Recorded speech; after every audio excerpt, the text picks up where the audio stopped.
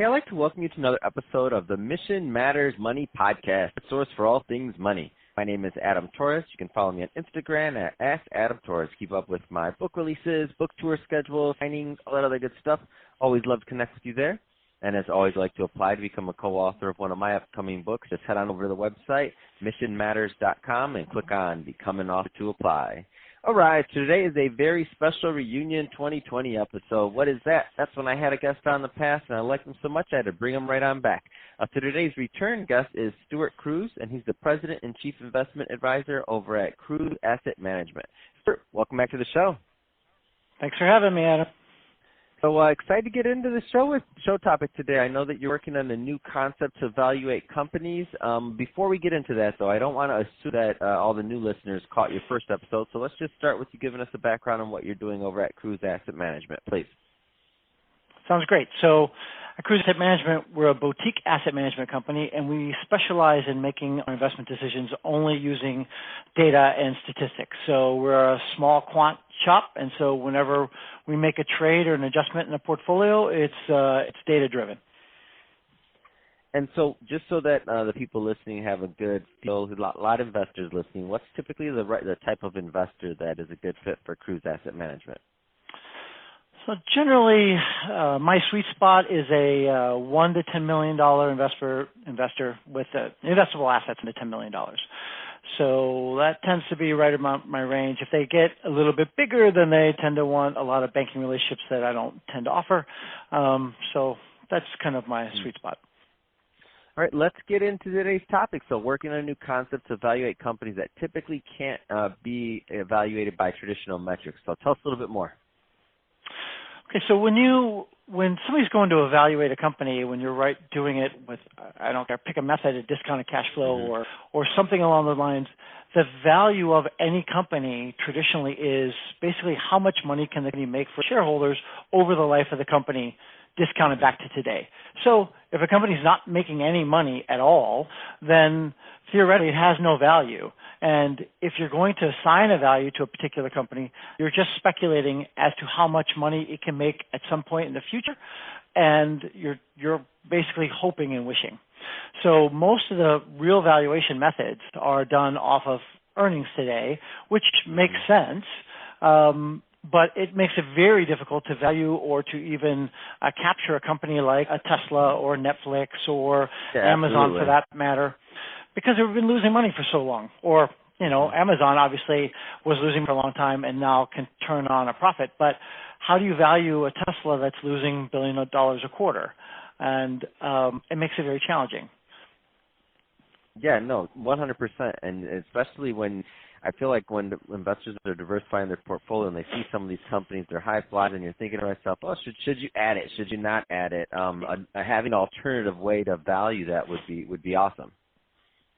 So we kind of came up with, an epiphany, if you will.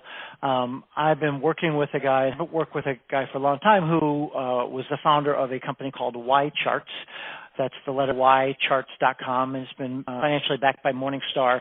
And it's basically a data-driven website to help you look at data in a more concrete way to make decisions using charts and data, not just price charts, right? So I was instrumental in helping him launch this, but in talking with him, he was also disturbed by the fact that we would miss companies like the best performing company of the last decade was Netflix. We'd missed that because they weren't making any money, or the valuation just was so out of whack. So in discussing with him, how we might be able to capture this, it occurred to us that companies like these growth companies have, while their earnings are horrible and you could never really value them on that metric, which is arguably the most important metric, they still have a profile, if you will, where they're growing very fast, and there are a variety of other characteristics about the companies. So instead of just valuing on one metric as a standalone, maybe you look at it as a basket of characteristics, or a fingerprint of a company, if you will. So that's kind of our best analogy. So if it's growing at a certain pace, although it's losing money, maybe that combination of those factors help determine whether the company may be successful in the future. So clearly it can't lose money forever, But if it's growing fast enough, like an Amazon, and it can capture real estate, maybe that profile gives it a better propensity for success in the future.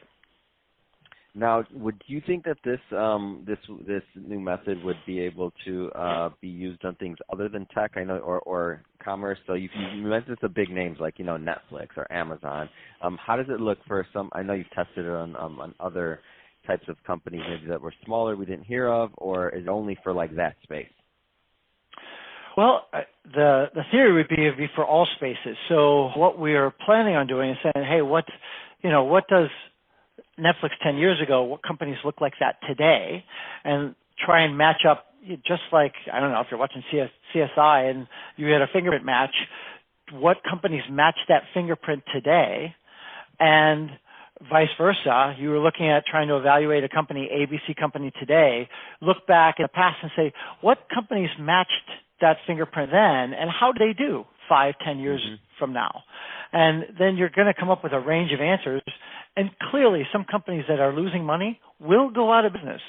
But some companies that are losing money will go on to do great things. And so we're trying to give a profile of what could happen. And what are the likelihoods of a company with these kind of characteristics are going to go on and do great things. Maybe it's 1%, maybe it's 25%, maybe it's 85%. And try to give somebody a profile of what the likelihood is of the success of that company.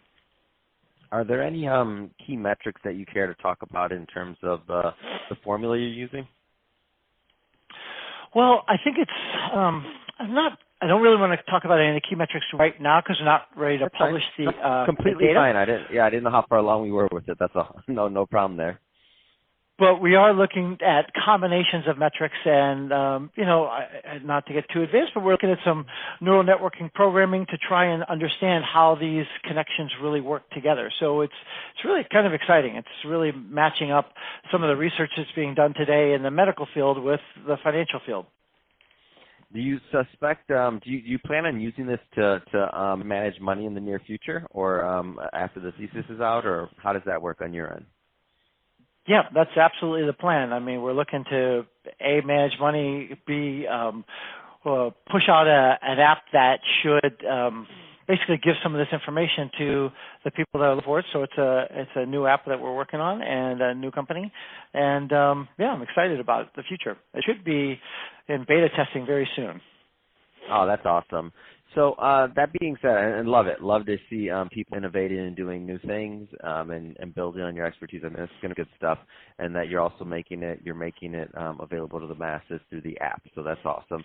So if somebody, Stuart, is listening to this and they want more information on Kruse Asset Management or the new app and everything else you have coming out, what's the best way for them to connect and get that info? The best way to connect would be you can go to my website at kruseassetmanagement.com, Kruse is Kruse, or find me on LinkedIn at KruseAM, or I think my Twitter handle is also KruseAM as well. Awesome. Well, hey, Stuart, it's been awesome catching up with you on this Reunion 2020 episode. Excited to have you back on in 2021, see what's going on then, hear how everything has worked out for you, and to hear more about the launch of the app and how it's done over the course of the year. So all great stuff there. And to the audience, as always, thank you for tuning in. Hope you got a lot of value out of this. If you did, don't forget to subscribe to the podcast, leave me a review. If you're watching this on our YouTube channel, Mission Matters Money, then leave us some comments on the video section. Let us know what you thought. Love to hear from you. And Stuart, thanks again for coming back on the show.